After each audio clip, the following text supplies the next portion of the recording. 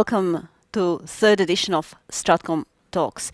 My name is Lina Zurich and I'm the Communications Officer here at the NATO Strategic Communications Center of Excellence.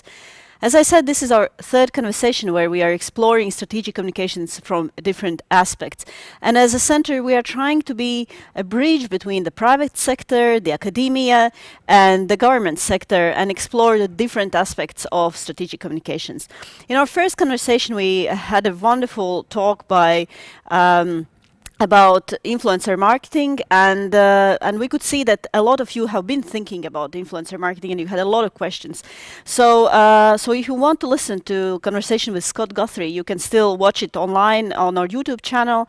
And the second conversation that we had actually last week was with Inge Valeg, and she raised a lot of questions on how we can deal with the stress that and how we have to react to the constant crisis situations that we are seeing nowadays, especially those who are working with communications. And our third conversation will be with Gerry McCusker. And Gerry McCusker is the founder of Transmedia Crisis Simulation Technology, the drill, and author of Public Relations Disasters. With crisis communications expertise, Gerry is regularly quoted by Australian media on PR disasters. We are really happy to see Gerry here, and we actually, when we planned this event, we thought that it's going to be 11 o'clock in Melbourne, but as Latvia has moved to winter time and Melbourne has moved to summertime, it's 1 a.m. in the morning, so we are really happy to have Gerry here, although it's really, really late. And before I give the floor to him, I would want to encourage you to write your questions. We are going to be discussing how to work around crisis in social media.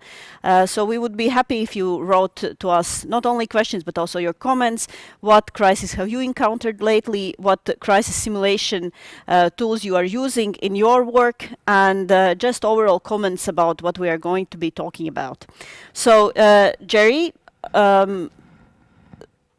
thanks for being here, and welcome to Virtual Riga. Yeah, so how is it in Melbourne? I hear that you are almost COVID-free as for now. Look, the numbers are certainly very encouraging, the fortnightly average figures, and we've had a couple of good days of zero new cases and zero deaths. Unfortunately, we had a small spike today, but I'm delighted to be talking to your your audience at 1 o'clock in the morning my time. This is the first time in maybe 10 or 12 weeks I've had an excuse to be up past midnight. So I'm delighted to be here and talk about digital crisis management and digital crisis simulation. Okay. I think I can give the floor to you with your presentation, and later on I will just continue with the questions that we are going to have from the audience. Yeah, for sure. Thanks very much, Linda. And I really appreciate yourself and NATO StratCom reaching out to me and give me the opportunity. So, ladies and gentlemen, I guess we specialize in live issues and crisis communications management. And one of the things that we were able to do was, excuse me, was to help our clients actually understand what a modern crisis looks like. We actually built a crisis simulation portal. So built it up from scratch. It's now a bespoke piece of software.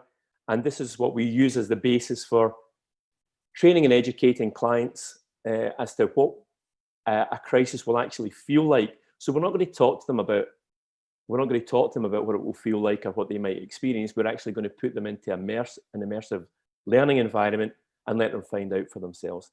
So let me give you a little bit of a context around what I think a modern crisis looks like and why we need to train in perhaps more immersive experiential ways. So if I were to say to all of you watching this, what goes most wrong during a crisis? Depending on the discipline that you were schooled in or the discipline that you practice, you might say it's always people, it's always logistics, it's operations, it's stakeholder management. And I was given a fantastic quote about this in 2016, and I've held on to it. And I really, really believe it's the fundamental, because no matter what discipline we're actually coming from or operating within, the main problem in crisis, disaster, and emergency management is always communication. Now, this isn't Gerry McCusker saying that. This is someone who's been around the crisis field for quite a long time, much longer than I have. And it's a fantastically knowledgeable Norwegian gentleman called Harald Drager. And Harald said this just before I was about to take the stage at the International Emergency Management Society conference in San Diego. And Harald is there, the team's president.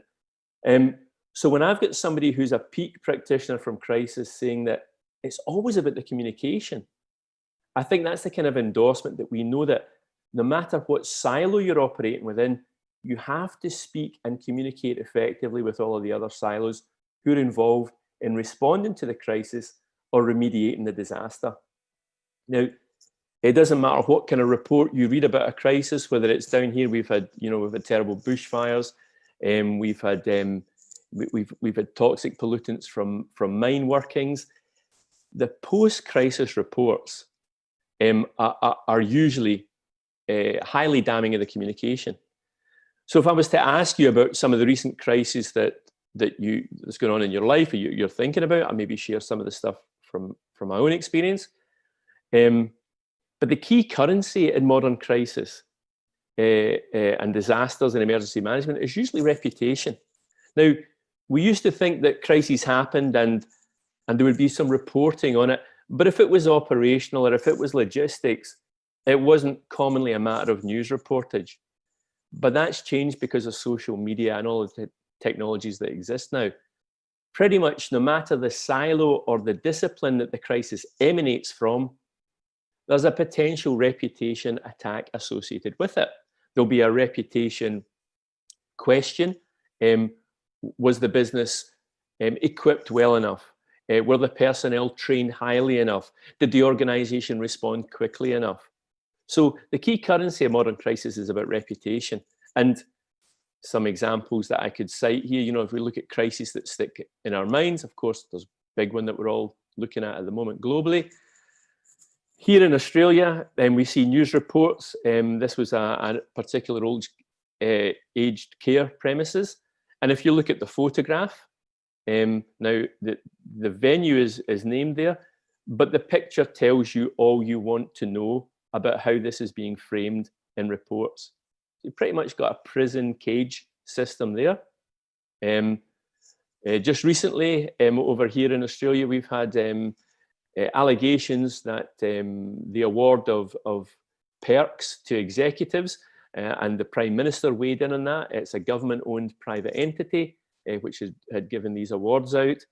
And of course, globally, the coronavirus pandemic has created an absolutely massive amount of coverage and a massive amount of scrutiny for organizations who are involved in responding to or remediating.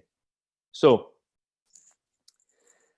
the other important thing that I would observe, and I hinted at it earlier, is that most of the reports which take place subsequent to a crisis actually will focus on the faults that arose or were present, rather than the fixes that were effected quite prudently or responsibly.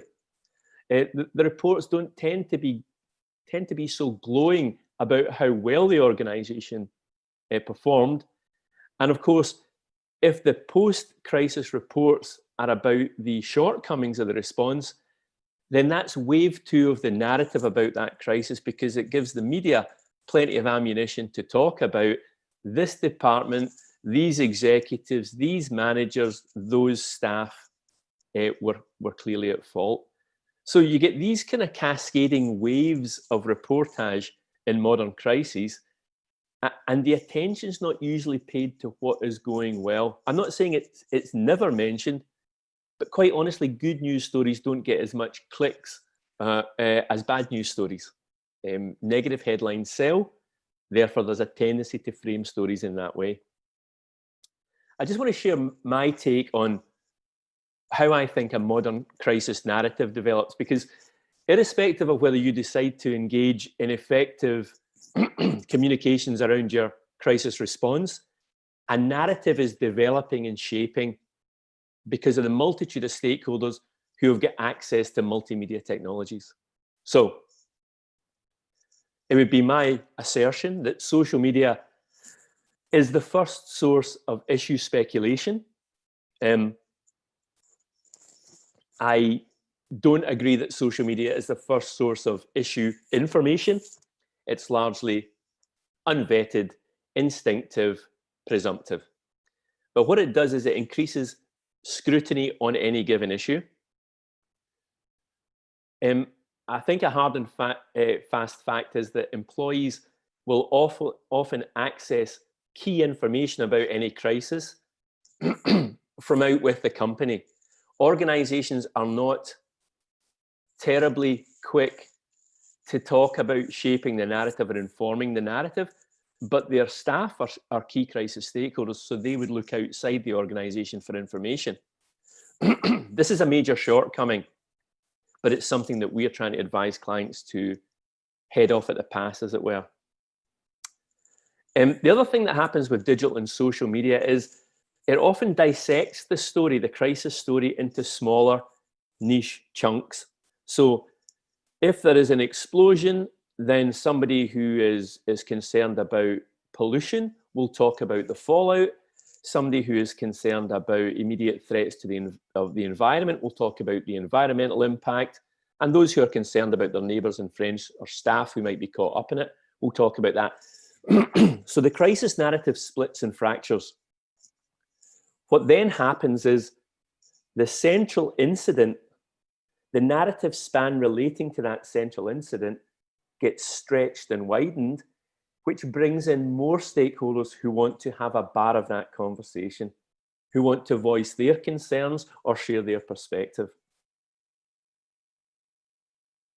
And when you're in the business of, when we're in the business of crisis management, and if communications is the most important thing and the thing that always goes wrong, when we're trying to advise and inform key stakeholders that negative reports and topic-related SEO can prolong the shelf life of a story and elongate the brand bad news and the brand damage, sometimes by weeks or years. And again, that can be detrimental to the ongoing reputation of the business. It eclipses all of the good stuff that they were doing, all of the effective work that the staff were enacting.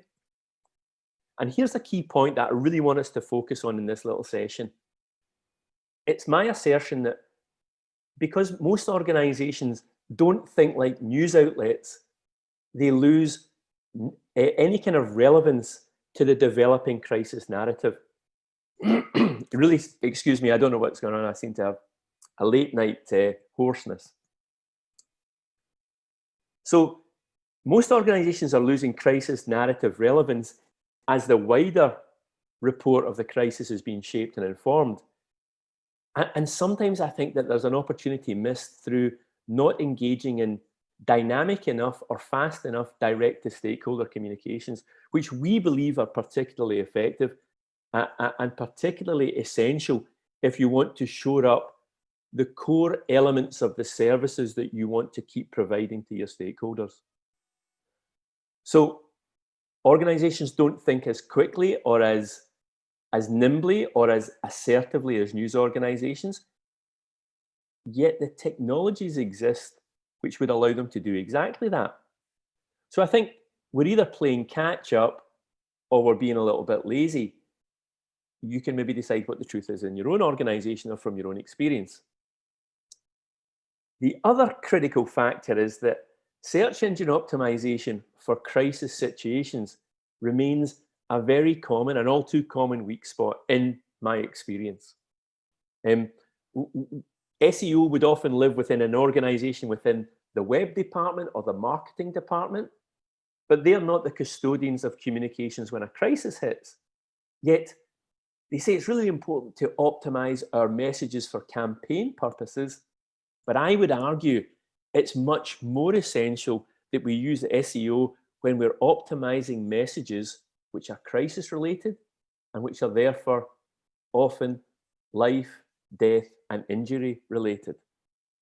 Yet SEO doesn't live within, commonly, it doesn't live within as a core competency within a crisis response team. In my experience in Australasia.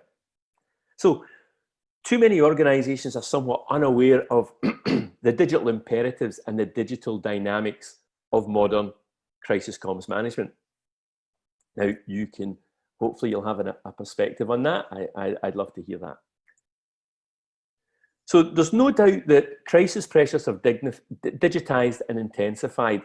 I guess if you look at the image on the left there, I'm of a vintage when we got a blue typewriter in the office. It was a bit of an event. And in those days, brands had around a day, up to 24 hours to figure out how they were going to best respond to any crisis situation. With the advent of Web 2.0 social media, that shortened that 24 hours down to 2 to 4 hours. So the publishing pressures, the publishing and approval pressures required by any organization has been vastly truncated.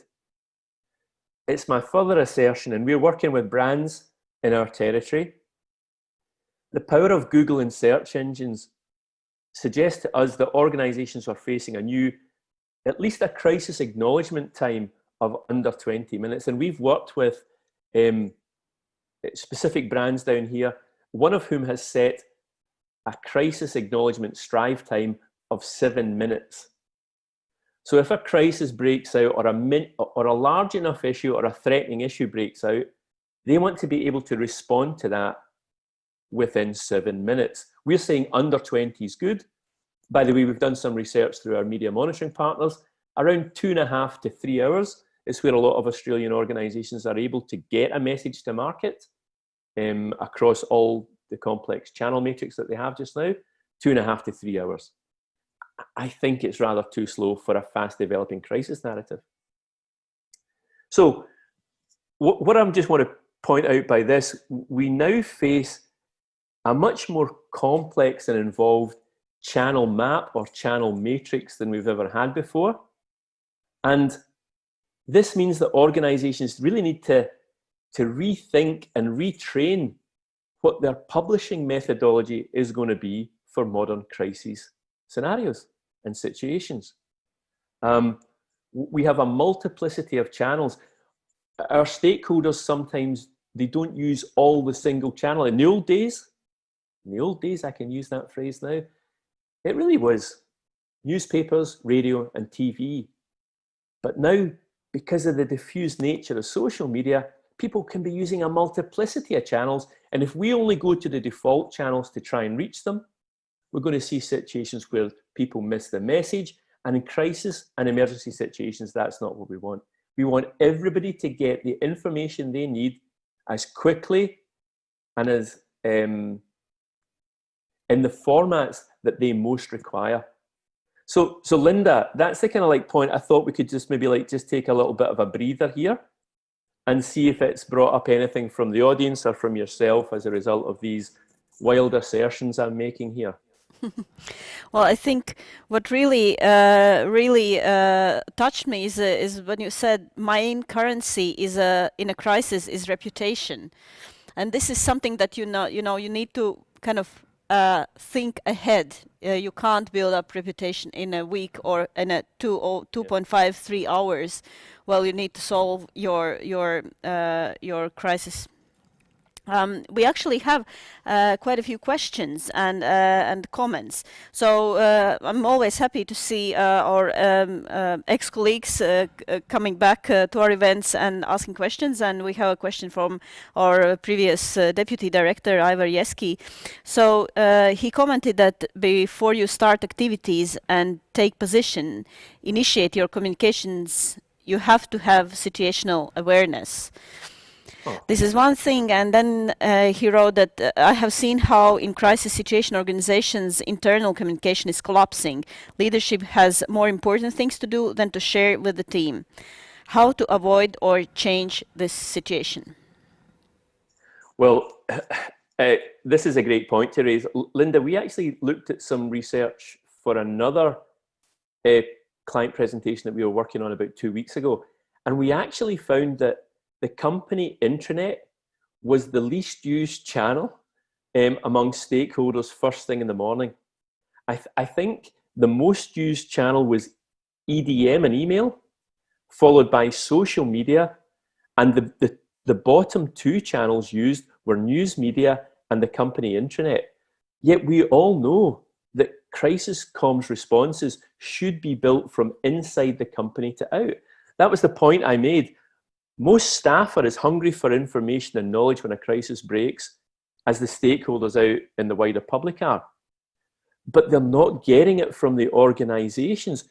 And the perverse thing, Linda, is the organizations are usually closest to the crisis incident and have the best quality information to give. But if the focus is, as our colleagues suggested, if the focus is not on getting good quality information to our staff early enough because other things are more important, it is no wonder that people don't really know what's going on.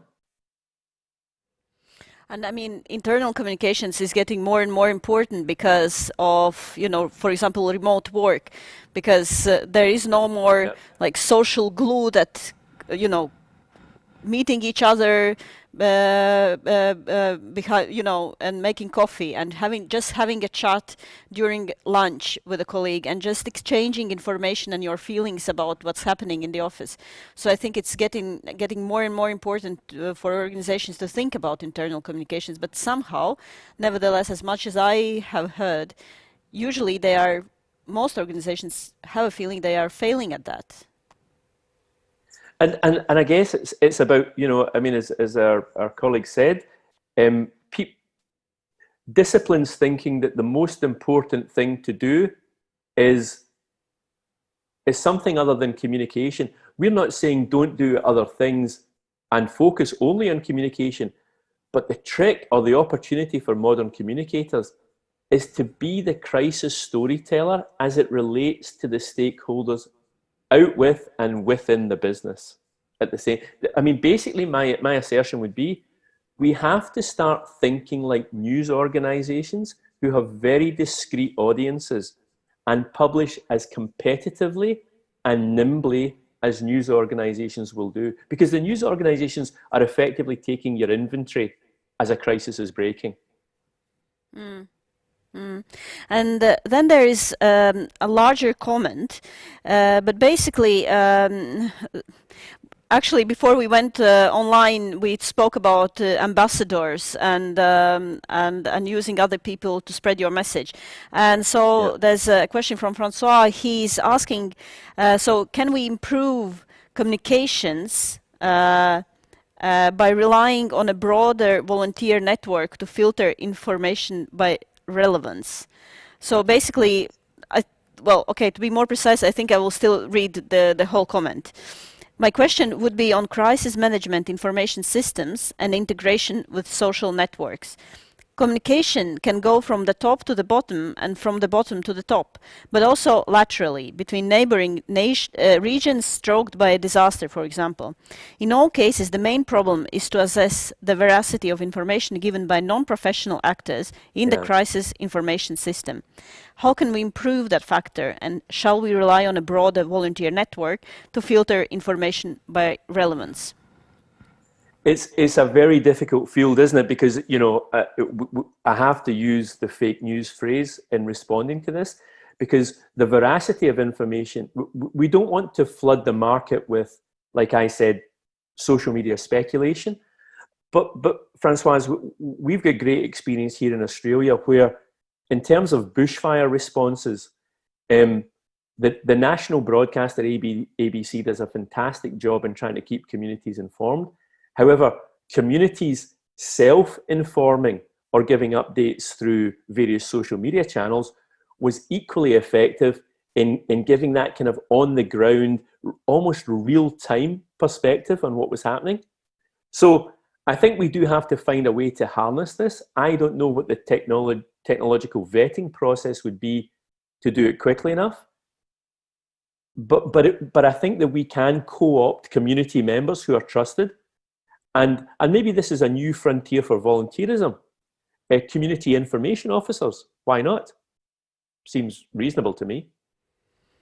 Yeah, and it also connects to actually a question by David Dinger. He asked that we talk about crisis in failure terms, but can we please talk about using crisis as an opportunity? Oh, I mean, there's no small amount of opportunities to learn from them.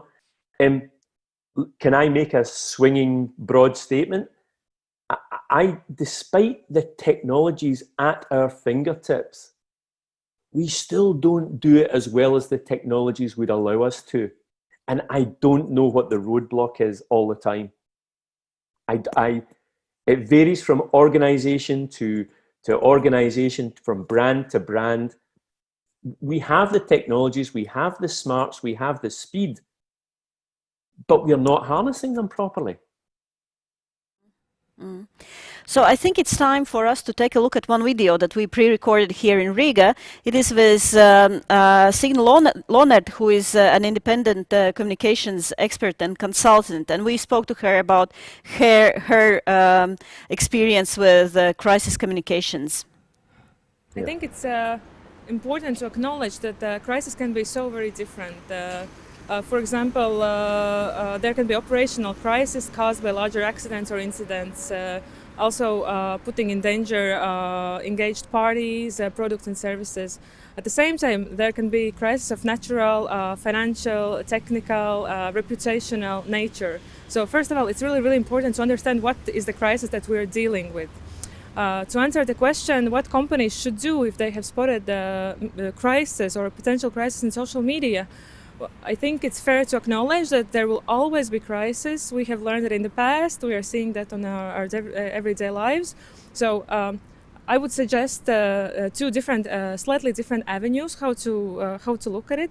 First one, and really important one, is not to let crisis happen. So that would be the first thing I would start with. So how to prevent the crisis, and of course nothing helps better preventing a crisis than having a good crisis management or crisis communication plan. If that's not the case, so here are 5 elements that I would suggest considering if the company has or is suspecting that there is a crisis. So first of all, there should be a crisis response team in place. These are the people who are empowered to make decisions. These are the people who know how to communicate. These are the people who can gather a group of people together. Secondly, this group of people should be able to have a strategy in place, or if not a strategy, then at least some immediate tactical plan. When that is in place, then this is really important step to identify, so who are the engaged stakeholders, who is affected by this crisis, and having a relevant message to these audiences. Fourth, and really important part is constant monitoring of the situation, because crisis is so different. It can change, it can decrease, it can increase. So monitoring and being aware of the situation at all times is really important. And last but not least, so when all of that is done, so this group of people and even wider group should have learning points and improvements after that. It's evident that each of us, personally, professionally, also company-wise, we are dictated by social media on day-to-day basis. And given the current socio-political situation and issues, pandemic, and the rapid pace in which we're living, I think it's fair to say that there is crisis every day for everyone in social media. So that's a starting point. So when that is clear, it is really important to understand, so what exactly this crisis means to you individually, as a person, as a professional, or as a company. We've seen so many cases, let's take as an example politicians or governmental institutions, where they're almost having a crisis on their social media accounts every day, but they're merely translated as a crisis. So for a company to understand when the crisis is on, should start by defining so what this crisis means for them. Is it a negative comment on their social media account by a consumer?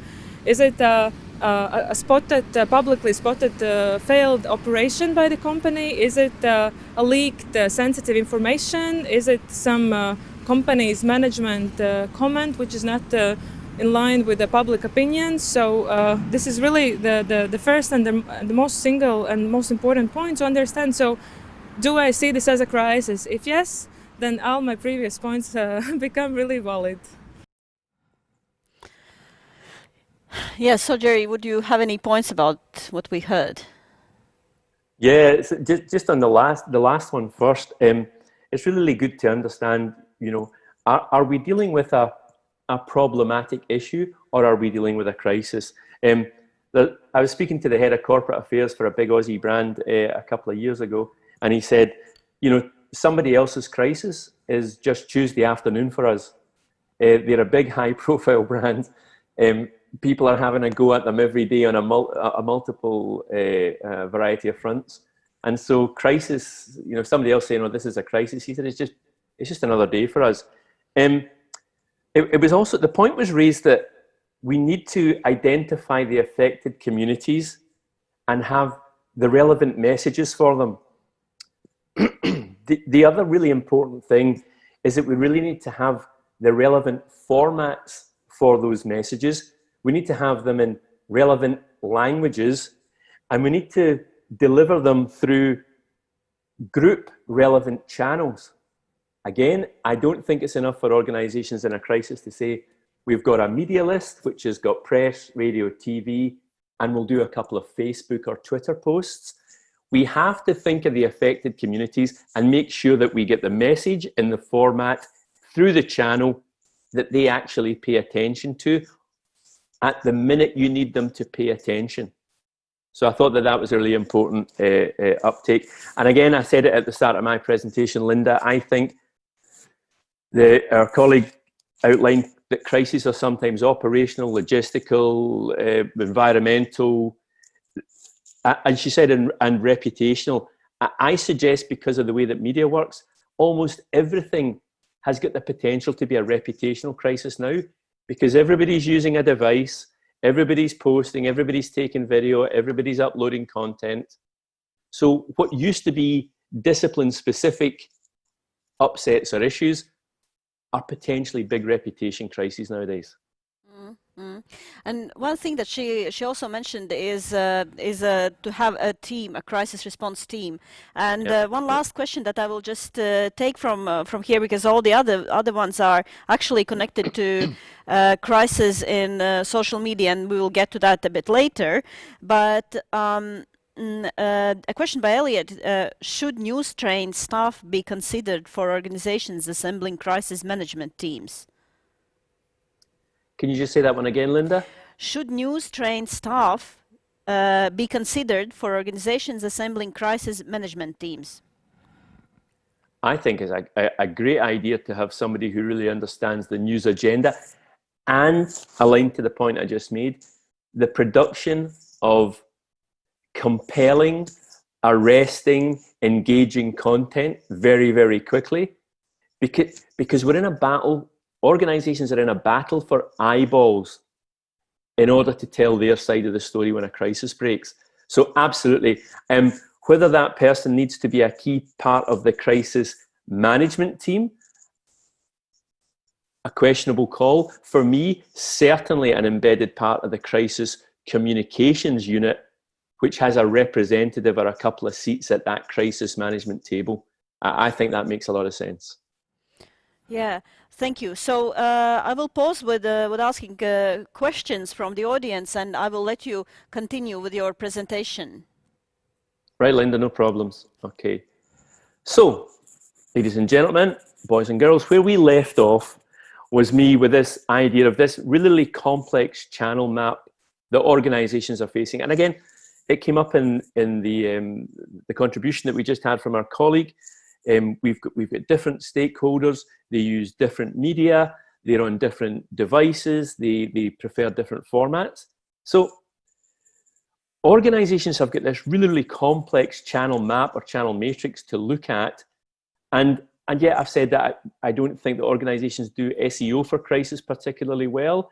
I don't think a lot of organizations are as nimble as the news organizations who are trying to report on the crisis in a very competitive sense. Yet in a digital world, I would ask the group to maybe share, does this look familiar as to how we train? You know, the good old Nobo flip chart and the felt pens, or the whiteboard and the scrubbing device. But we live in a highly digitized world where content is digital and content moves quickly. Yet this kind of training methodology, it's not adequate to let people understand what a modern crisis looks like.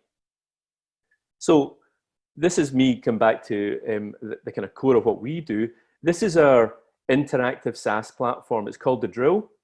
And what we basically do is we log multidisciplinary teams will log into our environment, and the content that they would face in a crisis, whether it's regulatory emails, community group, communications, social media content, online news, online blogs, forums, TV, radio, all of that content will appear in here.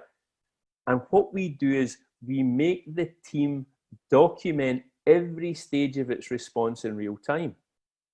So this is quite different from doing a desktop exercise. When you do a login laptop exercise, you face the crisis pressures in real time, and it doesn't stop for lunch. That's an important thing. People can decide that they want to go for lunch in a training environment. With the Drill, Drill Interactive Crisis Simulator, the crisis keeps rolling on while you're walking for a sandwich, because that's what happens in real life. So what we try and do is make sure that, it was mentioned earlier, should we have a crisis command team or a crisis management unit? Absolutely. Now that might be operational, logistical, human resources, financial, whatever it will be. They'll all be logged into this environment, and they all get to see the questions and pressures that arise through a modern crisis. Because it's my further assertion, friends, that this is not about finding how to communicate quickly so that we can spin. That's not the name of the game. What we're trying to do is show stakeholders who are key decision makers within the organization for crises, and challenge them to make high quality behavioral decisions that we can then tell a very effective story about. So it's not about being able to, people think, oh yeah, I'll learn to be a quick communicator in a crisis. We want you to be quick because you've properly triaged the right actions and decisions that need to be taken for this crisis. And what you must do is get that information, that quality vetted, approved information to your stakeholders in as fast and as widespread a way as is possible. So this is what we do. We take people into our environment and they experience it in real time. They have to write and respond in real time too. Then we have a digital record of exactly what the company will do when it faces a real life crisis. So it's very granular, it's very specific. So they'll face realistic content. They will see online news items like this will pop up in their feed, their monitoring feed within our Drill portal. And then somebody has got to assess this piece of content and then decide what they're going to do about it. There might be another asset that we'll see, and I've just got a little bit of an audio asset here. So let me just share this.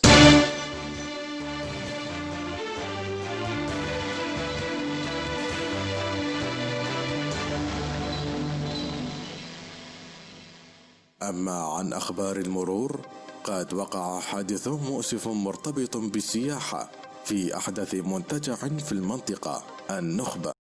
So what we're trying to do is, and we run, as you can hear, we run the drill in very many different languages. We can change the language presentation of our interactive simulation environment. So we can produce content in different language varieties. Obviously, that's Arabic radio content that we produce for a simulation in the Gulf. But what we're looking to do is make the crisis learning and crisis teaching experience as realistic and as painful as we possibly can. And the other thing that we would do with content, I'm just going to show you a little content asset here as well, Linda. We try to show how modern media in a crisis is not a siloed thing. There's a huge overlap of content in the modern media landscape. And let me just show you this little piece of content. I won't play it all, but again, it was for a simulation that we ran in the Gulf.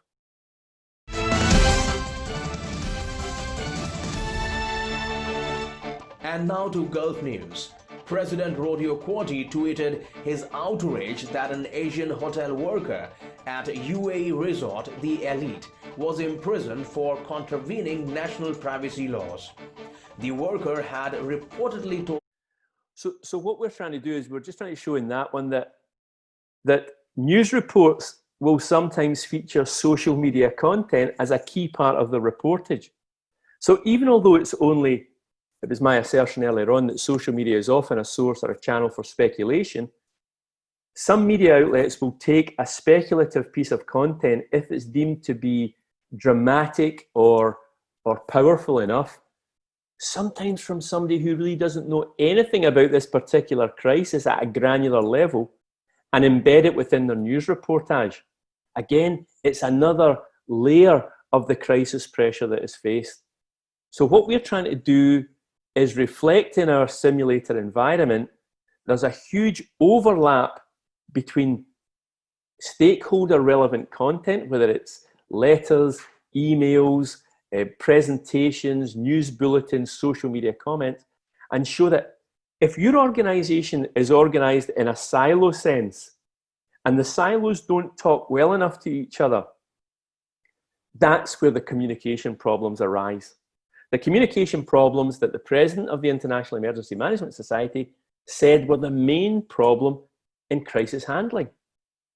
So, and I expect some of you might want to take me up on that or reflect or echo that. It'd be nice. So what we believe is the era of smart crisis training is now. Modern crises don't happen on paper. The new frontiers of crisis are very complex, multi-layered, they're fast, and they're digitized. So the other thing that we found that the edutainment model of interactive crisis training is very effective.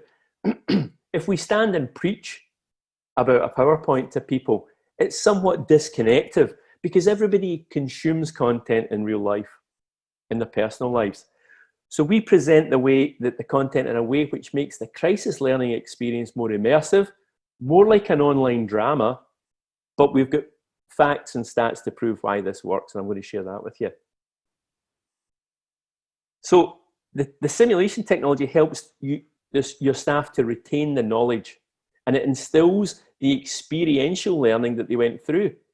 And if you've actually been through a proper crisis, you don't forget it. If someone talks to you about a crisis and what's going to happen, it doesn't touch you in the same way.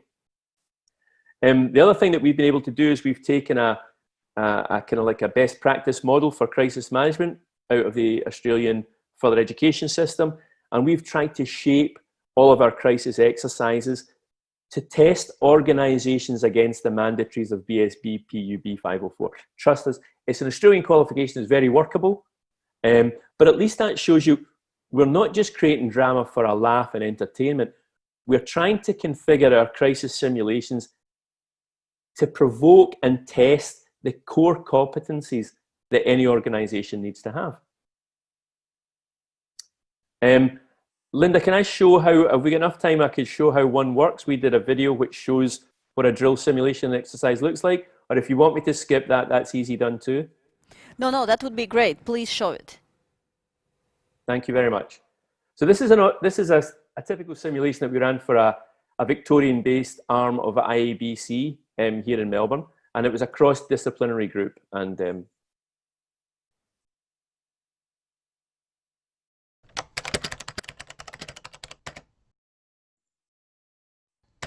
so this is going to be a real-time simulation, and you're going to log in under the comms one. For the scenario today, you're all going to be part of the one organisation, but you'll have different group tasks.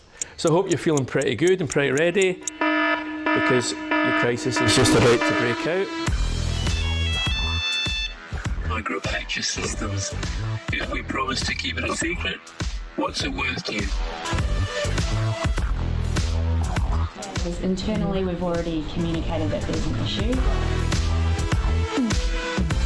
allegations and materials claiming proof that a major arm of Australian government is mired in malpractice involving bribery and sexual abuse. We have an interview with someone at the centre of the scandal.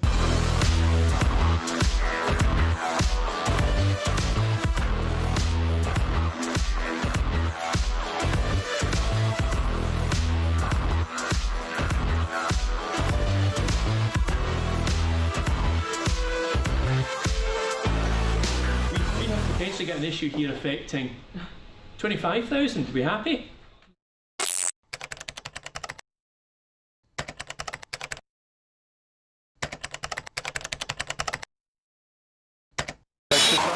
That was the closest to the real thing that you'll get. Challenged everything that I'd learnt in previous roles that I've had. But the outcome for me is that it's really important to have a strategy in place and to assign roles to certain people so that there's a smooth flow when the real crisis hits us. So that would be typical of what happens in a crisis, interactive crisis simulation, Linda. And this is, I just wanted to share this. This is I think it's a knowledge cone, and why experiential learning works best for crisis training is actually found in this. I think it was originally developed by a gentleman called Edgar Dale, and he proposes that when we read something, we retain about 10% of that knowledge. When we hear something, we retain about 20% of it. If you combine both of them, so about 50% of what you're supposed to know, you actually retain. Now, I'm not a gambling man. I don't really bet on horses or anything else. 50% doesn't seem like very good odds for crisis management, Linda, so I'm not enamored with that. If you actually get to say and write out what you think you know about crisis, that helps you to retain about 70%.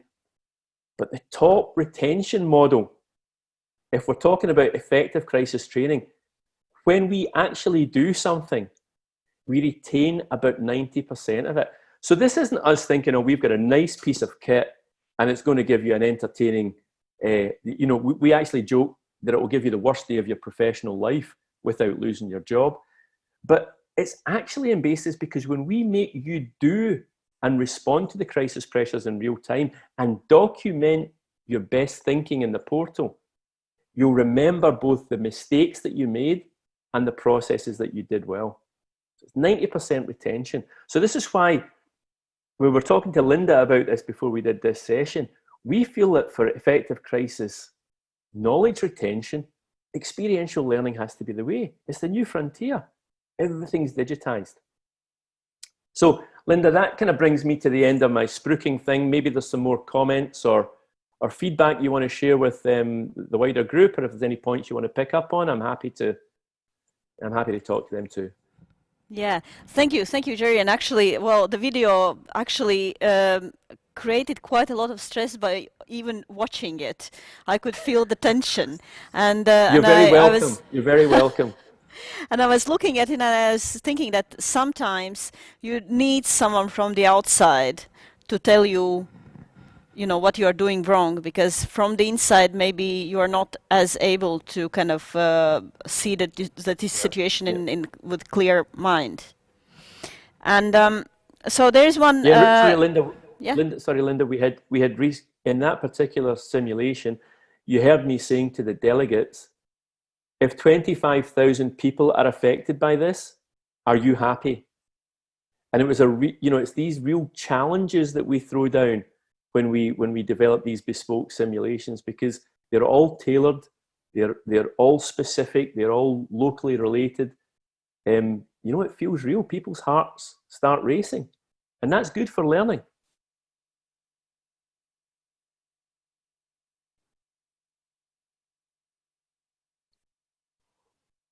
Did you want to raise a point from the delegates? I've just lost audio.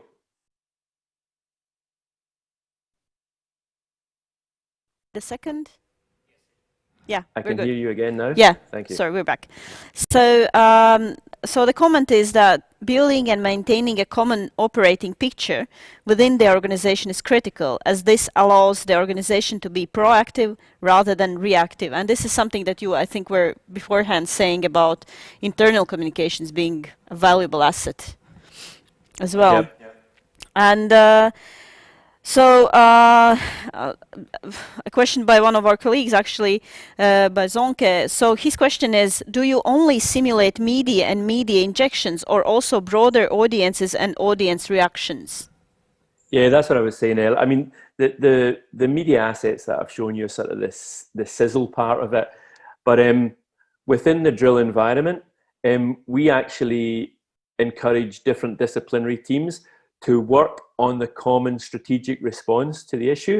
And we give different teams different pieces of information. So the logistics team might get a piece of information. They have to log this into the simulation environment. And then somebody has to take the responsibility of briefing whichever other teams, or to call the team together for a briefing. And we run these as virtual events. It's an online simulator. We run them online. So in terms of COVID and work from home, that's not been a challenge. It's, as I said before, Linda, to answer that question, the comms is the kind of sexy sizzle part of it. But what we're trying to test is the quality of non-comms decision-making that will happen in the event of any given issue or crisis or disaster. Because it's the quality of decision-making from the other disciplines which empowers us as communicators to do the most important part, which is the communication. So it's not entirely about comms.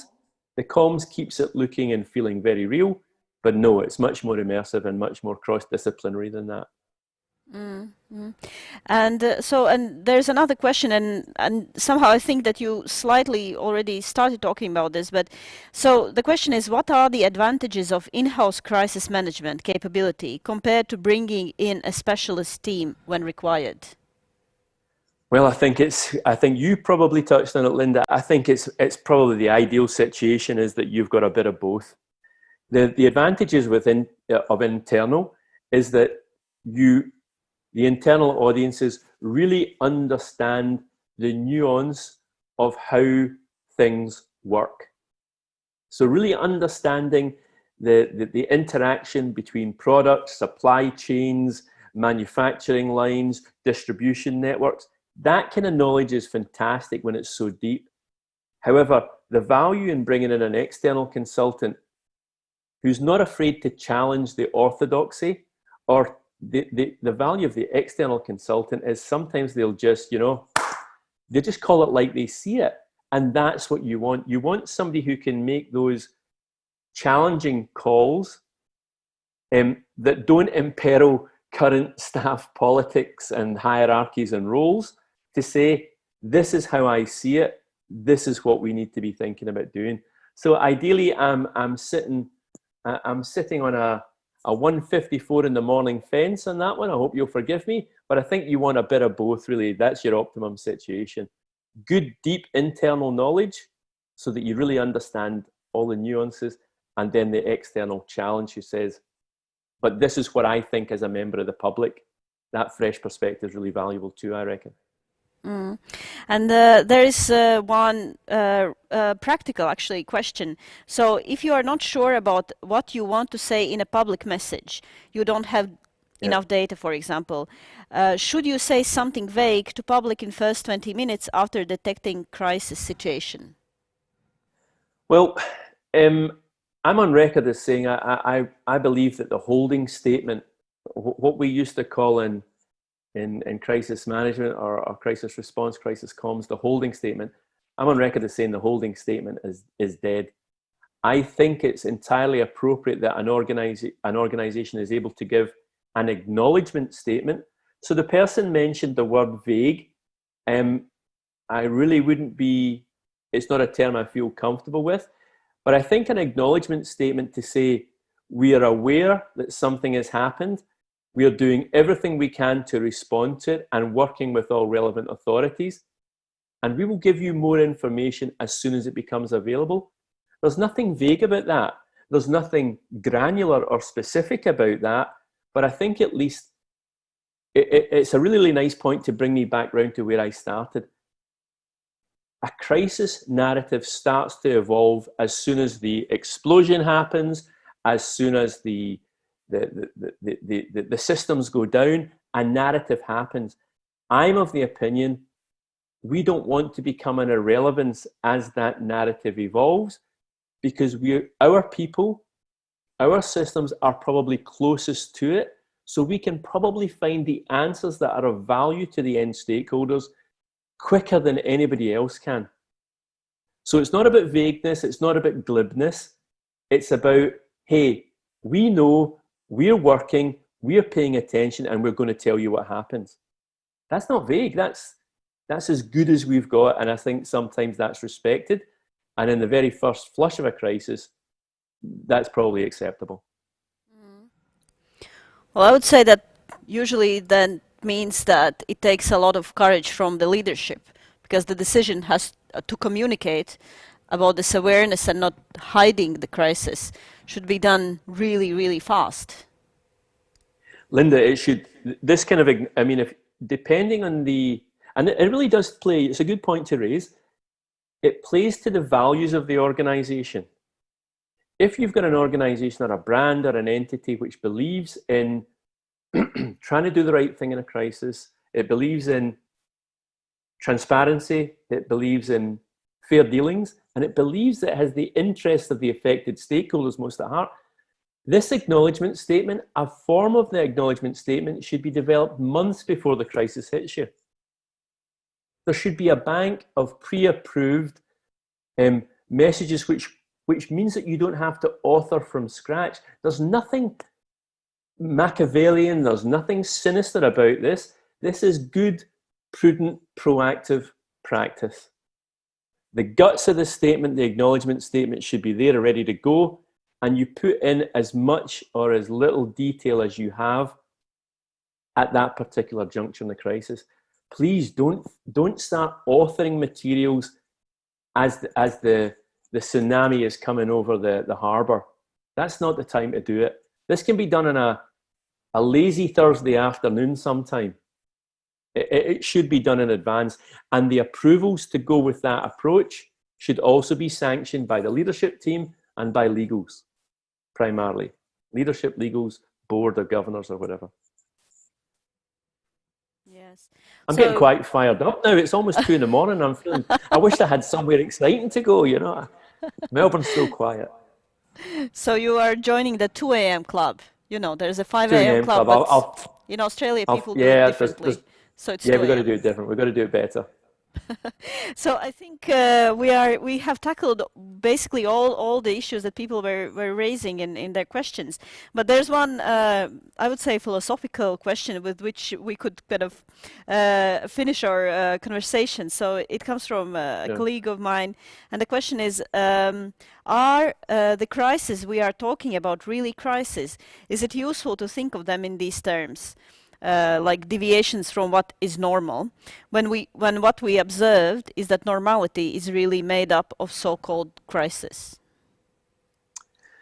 Yeah, that's a great one to bring the session kind of round full circle, because it really does touch on a point that was surfaced by our other guest, which was you know, people thinking it's a crisis, but one of the most important things that we need to do, and we think that we've been pretty effective in doing this for different clients, is try to contextualize what is actually going on in terms of the broader scheme of things. For most brands or businesses or government organizations or quangos, when their name is talked about in an unflattering or a critical way, I think there's a default position to say, oh my gosh, this is massive, this is huge for us, we can't be talked about on the news. The other really important thing to do in issues in crisis management is to do really effective media analysis, which was brought up earlier, to contextualize the actual spread or the impact of the disaster that we're talking about. And, you know, sometimes just taking a breath and getting to look at the digital analytics properly can help to contextualize it and to say, actually, it feels massive for us, because we're all staring at it. All 5,000 employees are staring at this particular monster. But when you pull out and you take that helicopter view and you realize that the impact, the detrimental impact on the stakeholders is not as big as you fear it is, not as big as it's portrayed by the media, then that affords a little bit of a better perspective. You know, Linda, one of the things that I feel compelled to chip in here, we're about to produce an ebook about some of these practices that we're engaged in as frontline crisis managers. And one of the things that we think that organizations also don't do particularly deeply is to consider the pain and consequence of the incident on the most affected stakeholders. So if we think that, and I know that some of us are really interested in digital and social media communications, but if we think about the detrimental impact sometimes of a critical tweet or an unflattering meme that's been prepared about an executive or some other senior operator, but when we look at the pain and consequence of that on the end user, that also helps to contextualize and put into perspective what's really going on. I agree, crisis is a word that's bandied around willy-nilly. If you've never been in a crisis before and you've got an exaggerated issue, it feels pretty uncomfortable. But I think it is, as our philosophical friend has just said, sometimes it's good to consider exactly, are we looking at a real monster, or is it just a little gremlin with a huge shadow? Gosh, I feel wonderfully poetic. A gremlin with a shadow, not a monster. That's not bad for 2 o'clock in the morning, people. Come on, that's not a bad effort. Okay. Linda, what do you think about that? The philosophical point. What's your take? Well, I think when I read it, I was actually thinking that, you know, communicators are walking a really thin line. And from one hand, there is, well, let's take an example of disinformation. So do you react to disinformation, or you just leave it as it is somewhere in the darkness of somewhere in Twitter or groups on Facebook? So sometimes you just do it and you ignore it and it dies somewhere off. But then sometimes you are ignoring something, or maybe you are not even aware about this meme or this fake news story or a video or a fake video. And you're ignoring it because it's very marginal. It's somewhere on the margins of the internet. And then it somehow, you know, becomes more and more popular. And then sometimes you maybe don't know about groups that have hundreds or thousands of people who are following them and resharing this information. So I think it's really hard to say what to do in this situation. Is it a crisis or isn't maybe it a crisis? And then maybe tackling this piece of disinformation means that you are actually raising it into mainstream media, because if you are like let's say a government organization that's talking about a marginal video or a meme, then you are bringing more attention even to that. But isn't that why that really dovetails back to my point? I think that the digital analytics to actually, you must do all you can to find relevant content, which is threatening or damning or condemning in some, or shaming in some way or shape or form. But we use digital analytics to actually find out what is the likely audience view for that, and which influencers or large audience sites have repurposed that content. And I think that this brings us back to, you know, hopefully the craft call that we're able to make as nuanced communicators. You know, we've got to make a decision sometimes, but I'd rather make a decision not on a hunch. I'd like to make a decision on a hunch backed by pretty good data analytics. So I'm looking to try and, I've got that instinct, the feeling about that piece of content, but then I pick up the data and I look at it and I say, that confirms what I need to do with this. So I think that we're moving into a nice era, and this could be a different presentation, Linda. You get another expert in to talk about how do data analytics inform crisis management responses. And I think that you've got some experts coming to talk to you about that as well. So yeah, I hope I've kind of like made a contribution to that philosophical point that was raised there.